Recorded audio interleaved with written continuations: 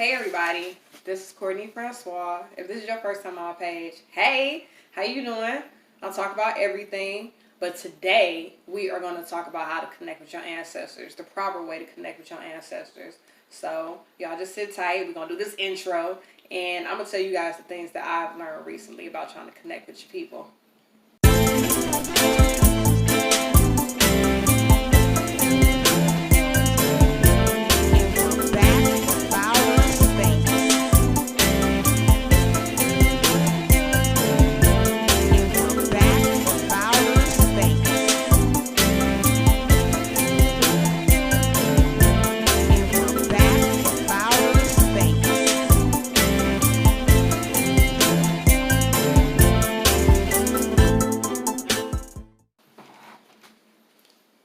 Okay, you guys.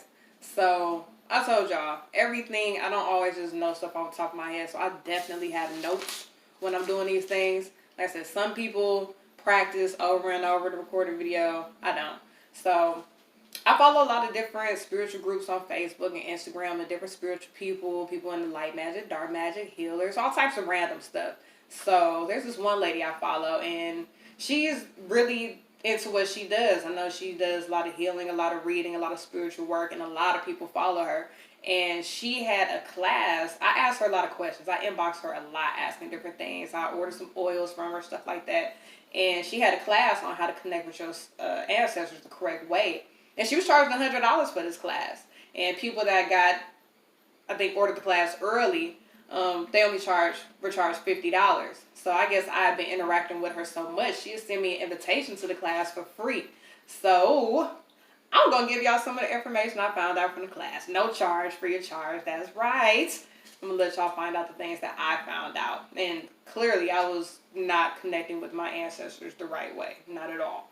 I wasn't doing most of the stuff that she said to do at all. I would just go to my altar, sit down, light the candles, light incense, have my water, and pretty much just start talking. Maybe I cut on some water sounds or something from my sound bar, but I pretty much just start talking, start chopping it up with them, and that is not how you're supposed to do it. So, first off, you are supposed to clean your space, clean your altar. You're supposed to sweep the area. You're supposed to wipe down your altar and light some incense, So, I sweep around my altar, and I wipe it down with Florida water. That's what I do personally. I use Florida water to wipe down my altar. That's what I do. But I guess you can use soap and water or whatever makes you feel comfortable. Second off, you are supposed to set the vibe for your ancestors.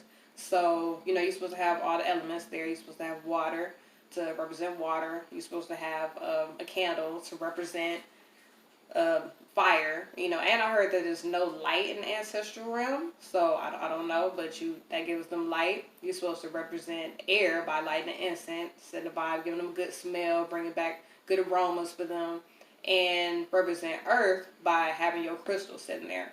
So sometimes I play some jazz music. Usually I try to put on like some light jazz, something I feel like they probably want to hear. Sometimes after I wipe it down with Florida water, I'll probably still sprinkle Florida water on my altar, but I also light an incense, and I also have my candle going. I have a couple 7-day candles, and I don't know how your city is, but I couldn't find any 7-day candles. I was about to get some on Amazon, but I went to the south side where the Mexicans are. I don't know where they are on your side of town, but they practice Santeria. And I went to like a dollar store, and they had plenty 7-day candles. Some for protection, some for opening roads. They had Florida water, had lavender water. It was plenty stuff there. And I was like, what? Yeah. So I wrapped up, and I'll probably be back. I was like, man, this is what I'm talking about. So that is what you do. Now, you can also have some black onyx, black tourmaline. I have black tourmaline sitting. I have a big chunk of it sitting on my altar. And that is for grounding and protection. Also obsidian, or you can have obsidian little stones and have it around your altar, and all those things are for protection. So I have, like I said, I have a big chunk of black tourmaline sitting on my altar, and that's what I use for protection. So when you come to your altar, come to it clean, freshly showered. Maybe you didn't had a spiritual bath, but make sure you're clean. Don't come after having sex unless you've taken a shower. Come clean and come barefoot. Don't come with any shoes or anything like that. Come clean, come barefoot. And it says come early in the AM. I don't always come early in the AM because I work third shift and I take my kids to school. Sometimes I'm tired. And I know that's kind of like an excuse, but I'm very tired after being up all night and I really don't get that much sleep. So sometimes I take a nap, I'll take another shower, and then I go to my altar, do the things I need to do. Like I said, you can wear a head wrap for protection, protect you from other entities, things like that. But it's crazy because I never wear the hair wrap when I'm at my altar talking to my family. I don't wear the hair wrap at all. I wear the hair wrap for videos so y'all don't have to see my hair. So, but that is personal choice. And it says sometimes if you're trying to do some spiritual work for somebody else, it's for protection from their people and their ancestors because you don't really know what you're dealing with. But right now I'm trying to tell you how to connect with your ancestors. So you prep the ancestors by bringing them some type of offer. You can bring them water, coffee, tea, sweet tea. You can bring them liquor in a shot glass, but just know that the alcohol gives a different type of energy, and depending on how much alcohol you give them. And I think I heard my granddad used to drink a lot, and my dad, and so I bring a little shot glass. I already have water on my altar, and then I'll bring a little shot glass of some Douce, some Cavassier. I always bring cognac. I mean, a little shot of it.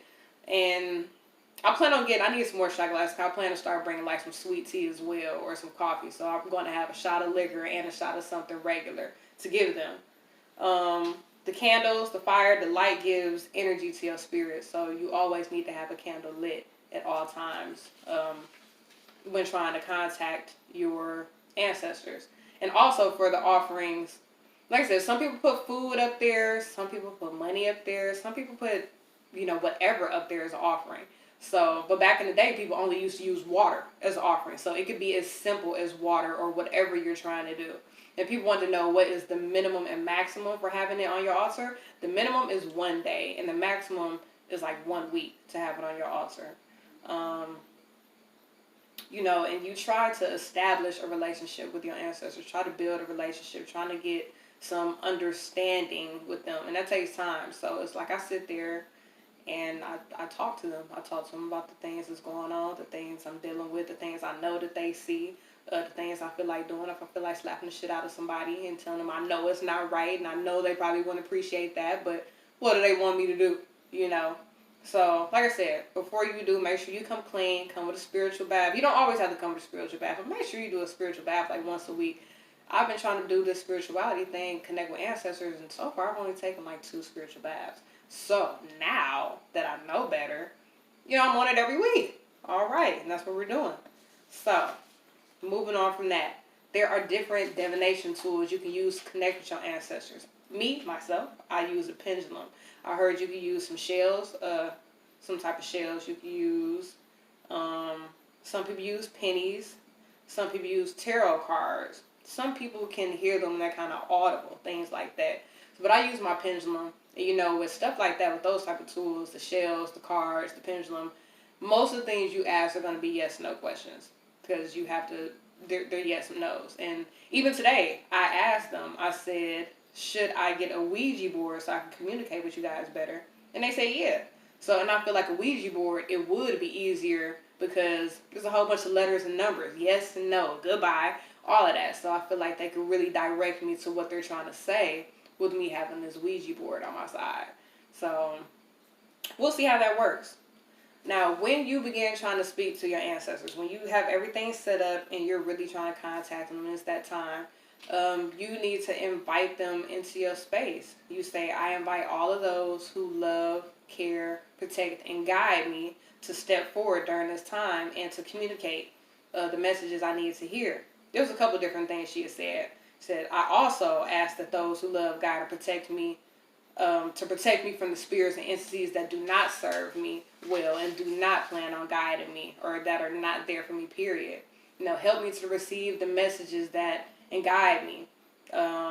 It says, I open the floor to those who love, guide, and protect me to speak clearly and speak at one time, because it could be a couple people.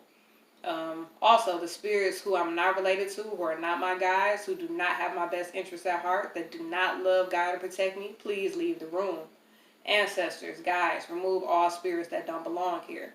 It says that you could say things from the Bible, from Psalms, or say some West African prayers.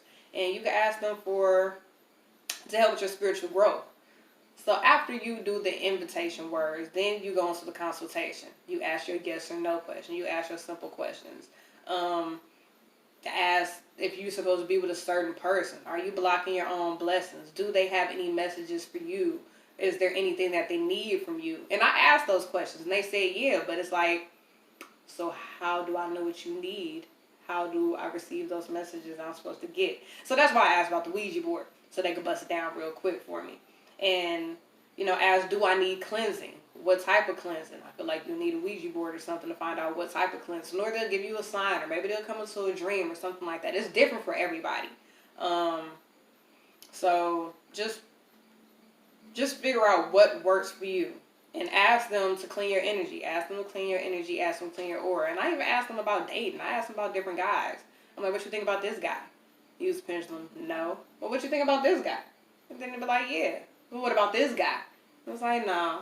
So, you can ask them when it comes to divination tools, yes and no questions. Keep it real simple, basic, and they will respond and give you what you're looking for. Ask them anything you want to know. Is there any people that I should keep from around me? Ask about your health, relationships, business. Ask what I need to be happy. Am I a good parent? What can I do to be better? Things like that. And see what comes through for you. Ask these type of questions. Now, to interpretate these messages, you need to write down all thoughts that come to you during these times and maybe decipher them later. Any dreams that come to you, you wake up and try to figure them out, try to interpretate them, and write them down. And then later you can refine the interpretation. You can anoint yourself with Florida water. I do. I pretty much do that even when I'm about to go into the world. And it also says you can put your hands in the water. That conducts electricity and works as like a medium between the light sources. So also, the more you listen, it says the more they will step forward and give you messages in your life. Like, they will try to guide you and give you what you need, but if you don't listen, they will back. Like, I asked, should I do a binding spell on somebody? They said no. But if I went out my way and did it anyway, I could see them being like, oh, well, what is she asking us questions for? Clearly, she knows what she's doing. She doesn't need us around. So, if they're trying to give you some input and some information, you need to take it, listen to it, and, put it into your life. So at the end of all your questions and divination tools and trying to interpret things, you have closing words. And you say, thank you for wisdom and advice. I appreciate your love, support, and protection. You allow your candles to burn out themselves. You can close with a song, a Bible verse, or words from the heart. I always just say words from the heart. And right now I have 7-day candles on my altar. So they just continuously burn, and I might change the music though, because I might have meditation music while I'm talking to them, then switch it over to some jazz, or I might have some jazz the whole time. So that's how I do it. Everyone can do it a different way. So, you can talk to your ancestors even when you don't need them. And I talk to them when I do need them. I talk to them when I don't need them. I talk to them when I'm about to try and do some spell work. I talk to them and ask them questions just about random stuff. Do you think I should slap shit out of somebody? They're like, no. They definitely say no. I'm like, well, I figured you would say that. Okay, I'll keep my answer to myself. But y'all know how I feel. You understand.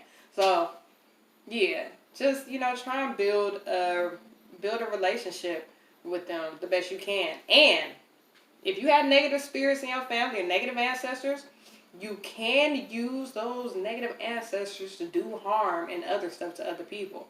So just know, using those ancestors and calling your ancestors by name, their names have power. So I always say their names. I have 4 that I know for sure that I've never met, from my granddad, my dad, and my 2 great-grandmothers. I use them all the time, and I always say their names, even though I've never met them. So these are the things that I learned from that class I went to. It was a $100 class, and I'm giving y'all that information for the free ski. And these are the best ways to connect with your ancestors. Like I said, I wasn't doing any of this stuff at all. So it was like, no wonder things aren't working in my favor. It's like, I'm not cleaning this altar. I'm not sweeping. I'm barely setting a vibe. I'm not using no inviting words. I just start chopping it up with them. I don't invite them to come communicate, and the floor is open to them to speak. So it's been working out. Everything is all right. And I heard the mugwort, it helps with lucid dreams. So I went on Etsy, and mugwort is maybe like $3, 1 ounce of mugwort. And I heard if you can make mugwort tea, or you can just put some under your pillow, and it helps with lucid dreams. So I am about to order that along with my Ouija board so I can get my dreaming on.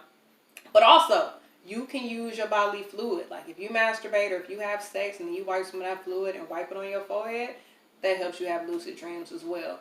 I have definitely attempted that within the last like 2-3 days, and my dreams have been, they've been out there. I mean, definitely vivid. I remember them all. It's been different. So everybody doesn't want to do that. They're like, what? Wipe my bodily fluid on my forehead? What is But hey, I mean, hey, it is your body. It is your fluid. You can wash it off when you wake up. But the mugwort works as well. I've heard a lot of good things about mugwort, so I will be ordering that tonight. And I will let you guys know how that works out. So thank you guys for taking the time to watch me. I hope you guys took some notes or you just saved this video and come back to it. So make sure you like, comment, subscribe, and make sure you connect with your ancestors the correct way. I love you guys. Bye.